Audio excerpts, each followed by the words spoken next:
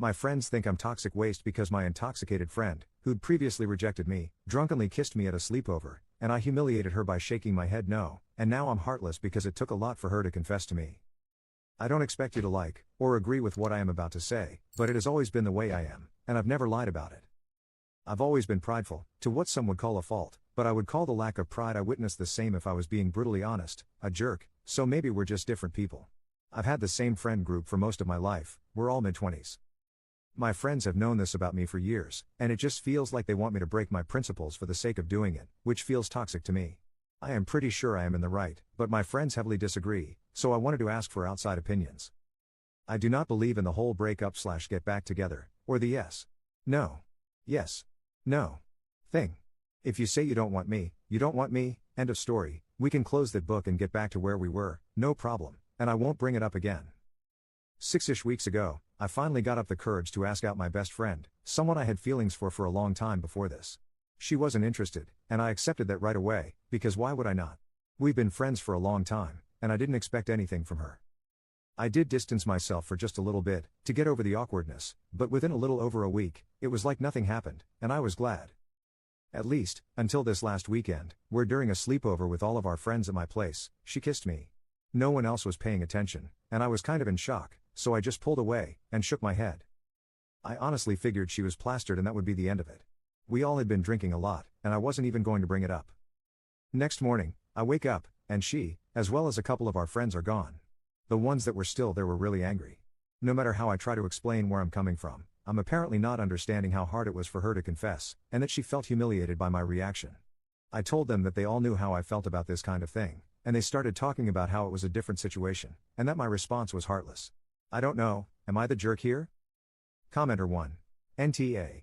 What the heck is wrong with your friends?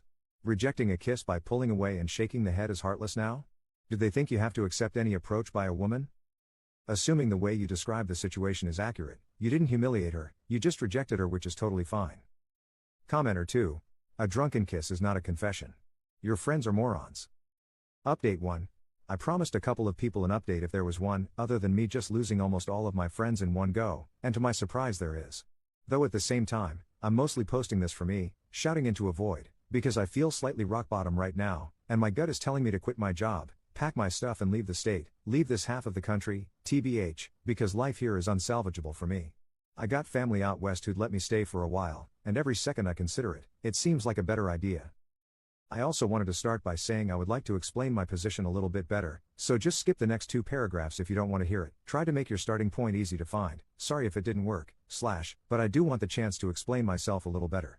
I was a wreck writing the first one, and looking back over it, I didn't give many details regarding my reasons, or how I feel about it, outside of avoiding the situations. I do not view myself as an epic badass or whatever else everyone was commenting on the last post. In fact, I do understand that to many, this is a pretty fatal flaw in my personality. I have accepted that for a lot of people, that opinion is one that cuts off the possibility of friendship. It sucks, but I also don't want to change myself or force myself into uncomfortable situations, just because people don't like a part of me. I am very accepting of others' views on the situation, and completely agree that my own can seem rigid. I don't blame people for disagreeing. I think that plenty of people could have a wonderful relationship in that situation. I only even brought this up because it matters to the story. However, I also know that when it comes to relationships, it would not be fair to either party, in a case like this. I know for a fact I would never fully know that I wasn't a backup option, or that they aren't just saying yes because it's convenient now.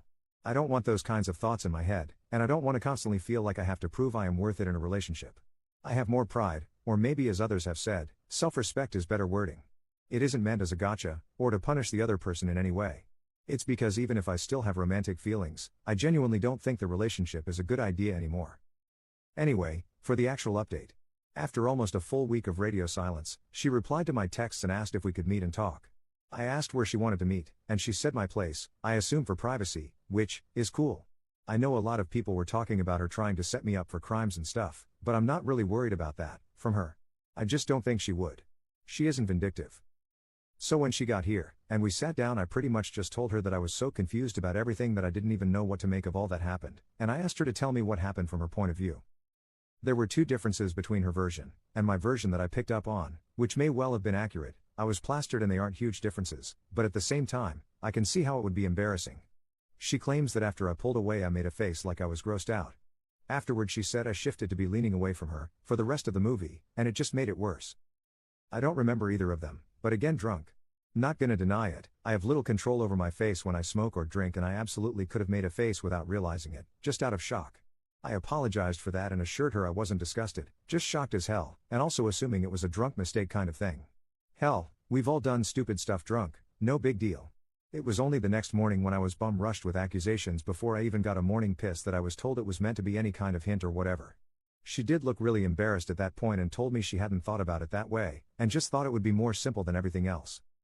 I decided, against my better judgment, to ask the question everyone here told me I needed to ask. Why did she actually reject me at first, and what caused her to change her mind? That's when things got really uncomfortable, and I could tell she didn't want to tell me, but eventually, she did. Apparently, her parents are more bigoted than she or anyone else led me to believe, so in her own words, telling them we were in a relationship wouldn't be worth it, since I came out.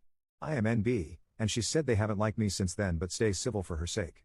Meaning that they would just trash talk me whenever I left.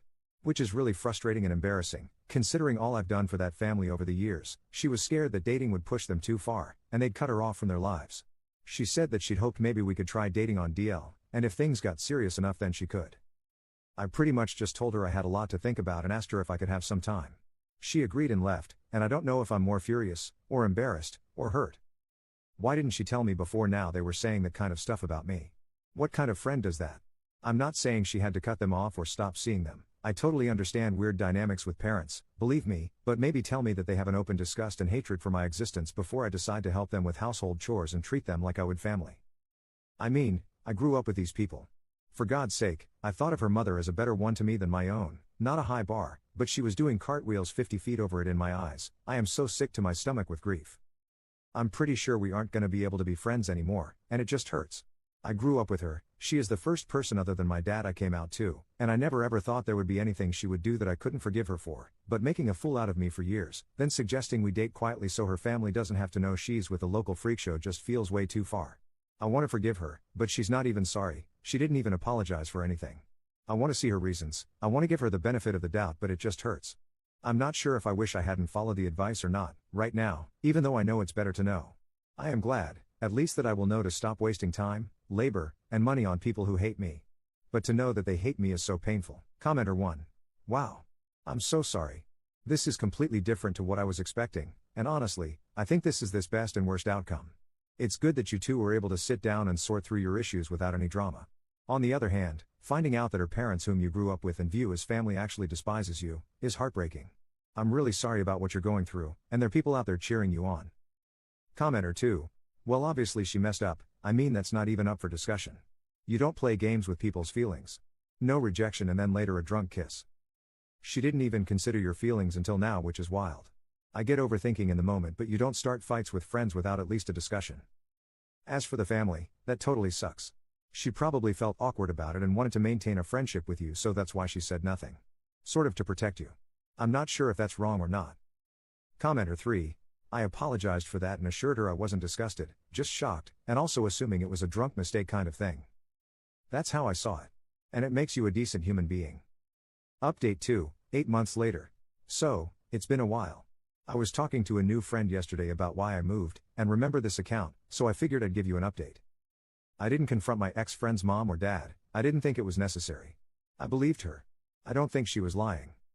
I spoke to my therapist, and we went over my reasons to stay, and my reasons to go, and the list for leaving was so much longer than staying. It was pretty simple to move, I was renting on a month-to-month lease, and I didn't have much I needed to keep. I regret that partially now. I think I was a little manic when I started my little spring cleaning and threw away some stuff I wish I'd kept. I'm living with my uncle now, who's really cool, in a much more populated area. It was a lot easier to find friends out here than back home. I did receive a few apologies from the friends who were sending nasty texts before I left, and I accepted those, but I was pretty honest about my plans. The one who really showed their true colors was my ex-best friend. When she found out I was moving, she was pretty furious, and kept yelling and calling me names, and all this stuff, which I thought was because she was going to miss me. Nope. Ended up asking what her parents were supposed to do now, since I was the one who took care of their gardens for the most part. Asked how selfish I could be, and if I wanted them to break a hip just because they didn't like that I wear skirts now. She didn't outright call me a slur, but there were a lot of little digs in that last talk that made me keep waiting for it. I don't think she's a jerk. I think she was mad and knew that would hurt my feelings, so she dug in deep. So anyway, I've had her, and most of the people back home blocked for a while, and it doesn't bother me much. I'm doing well. I had a birthday party recently. Side note, I will never ever get over being able to wake up and decide to go to the beach, and just drive there. That is such a luxury to me, and I hope it never gets old. My uncle is a quiet guy, I like spending time with him, and his wife. They never make me feel like a freak, and I am so glad to call them family. Commenter. Why did you ever dodge a bullet with that family? Seriously. Don't spend any time mourning that friendship or losing those people. They are all kinds of terrible. Also, don't feel like you are in the wrong for having a "if you don't want me now, you don't get me later" kind of attitude. How you handled things is exactly how any rational person would. You asked her out, she said no, so you moved on. I am the exact same way, if that helps. If you don't want me now, and you reject me when I ask you out, that's it. I'm never going to change my mind. I won't wait for you to figure things out with another dude. I won't be your backup plan, and I dang sure won't be your side piece or hidden boyfriend like your ex-friend wanted. Good for you for having clear boundaries in life.